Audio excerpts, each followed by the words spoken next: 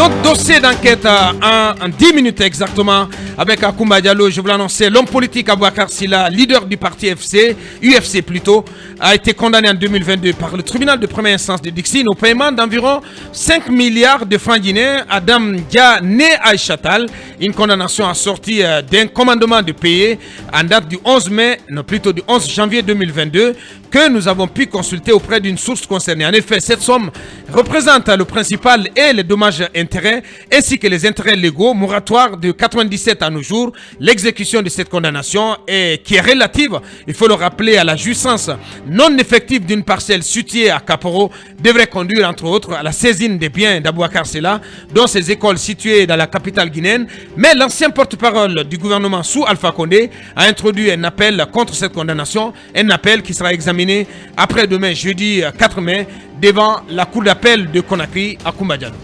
Oui, Aboubacar, on sera très bref là-dessus, puisqu'on reviendra là-dessus après le procès. De quoi s'agit-il? Madame Dia Aïcha Tal a acquis une parcelle suivant l'arrêté du ministère concerné du 15 octobre 1985. C'est une parcelle numéro 3 du lot 18 bis, donc située à Kaporo. En ce moment, on appelait la zone. On catégorisait la zone comme appartenant à Conakry 2. Monsieur Aboubacar Sylla était son voisin le plus proche, donc qui avait aussi une parcelle à côté. Alors, sur les faits, monsieur Aboubacar Sylla a décidé de clôturer sa parcelle. En clôturant sa parcelle, il a fait une pénétration dans la parcelle voisine, selon les propos de monsieur Aboubacar Sylla.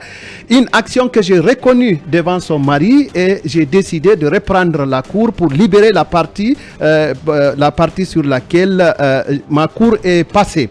Alors, de négociation en négociation, étant tous des fonctionnaires d'alors, le mari et Aboubacar Sylla conviendront que Aboubacar Sylla récupère la parcelle et en contrepartie cherche une autre parcelle pour sa femme, son épouse, Madame Aïcha Tal donc.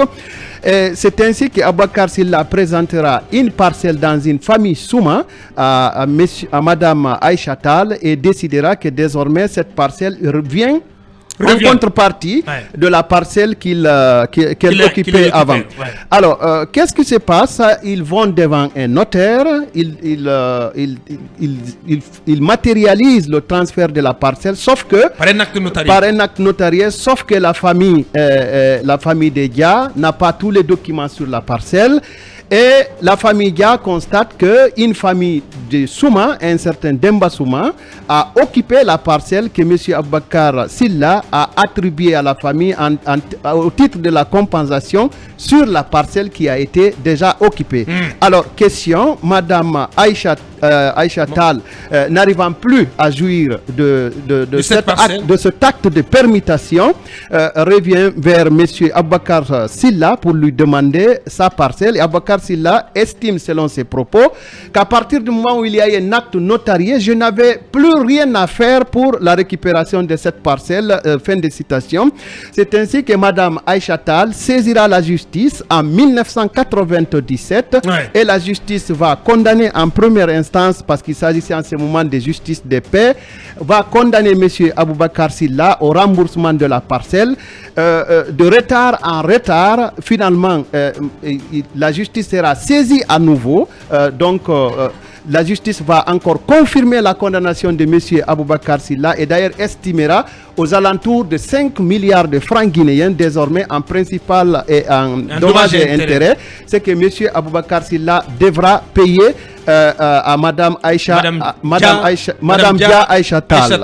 Alors, M. Aboubacar Sylla nous dit pendant l'enquête qu'il n'a jamais reçu notification, premièrement, de convocation pour cette audience, deuxièmement, notification de ce jugement, troisièmement, ce commandement de payer. Sauf que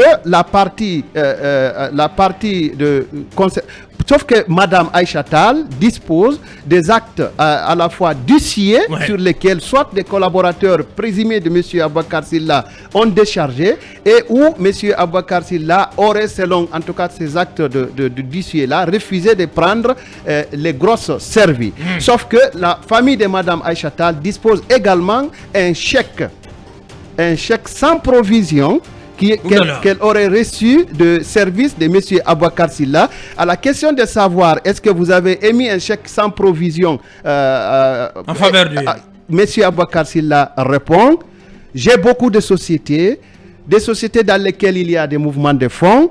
S'ils ont reçu un chèque sans provision de moi, ils n'avaient qu'à me le ramener. Ouais. Mais la partie garde tout cela pour démontrer au procès que M. Aboubacar Sylla n'a toujours et n'a jamais voulu se soumettre aux différentes décisions de justice. Sauf que maintenant, M. Aboubacar Sylla, estimant qu'à chaque fois qu'il est en position de congé administratif, je m'excuse, la famille réveille le problème. Il a décidé lui aussi d'ester en justice pour de contre-attaquer, de faire une assignation devant la cour d'appel de Conakry statuant en matière d'appel d'ordonnance référée.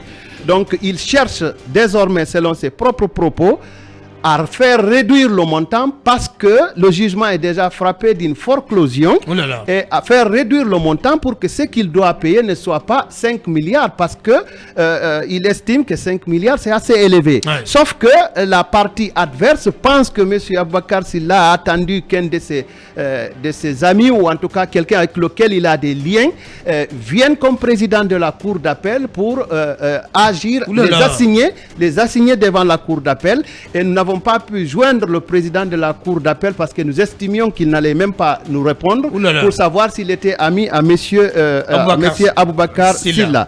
Alors, le procès devait s'ouvrir le 27 avril dernier, jeudi à midi. Ouais. Nous étions aux alentours de la cour d'appel, mais le procès est ramené au 4 mai donc prochain. Après-demain jeudi. Après-demain jeudi, toujours à la même heure. Alors, pour nous résumer rapidement et libérer l'antenne, c'est que la condamnation, elle existe. M. Aboubacar Sylla conteste la condamnation sur le fait qu'il n'ait pas été servi à temps, il n'est pas au courant.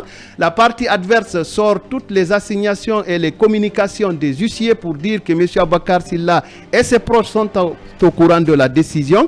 Et troisièmement, c'est que M. Aboubacar Sylla estime désormais, puisqu'il est condamné et la condamnation est frappée de foreclosion, il demandera simplement à la cour d'appel de Conakry de réduire le montant qu'il doit payer à Madame Dia Aïcha Tal. À la question de savoir, vous étiez ami au mari de Madame Dia Aïcha Tal, maintenant que celui-ci n'est plus de ce monde, est-ce que vous n'aviez pas l'obligation sociale d'assister Madame Aïcha à récupérer son terrain? Il a répondu: je n'ai pas eu cette idée à l'esprit. Oulala. Bien, Talibé, voici donc voilà, la première livraison de cette enquête sur donc, ces ennuis judiciaires de l'homme politique Aboubacar Sylla, leader du parti UFC, ancien porte-parole du gouvernement sous Alpha Condé. Oui, je parle là un peu de mon ancien patron parce que je travaille à l'indépendance. L'ancien patron aussi du doyen Mamadou Dian. Doyen Mamadou Dian.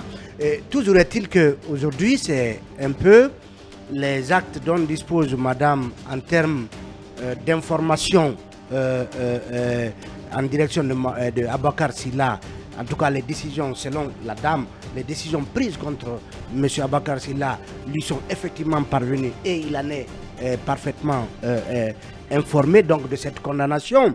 Aujourd'hui, une affaire qui remonte en tout cas à 1997, est-ce que, comme Aboubacar Sylla le dit, il y a l'affaire désormais est frappée de forclusion.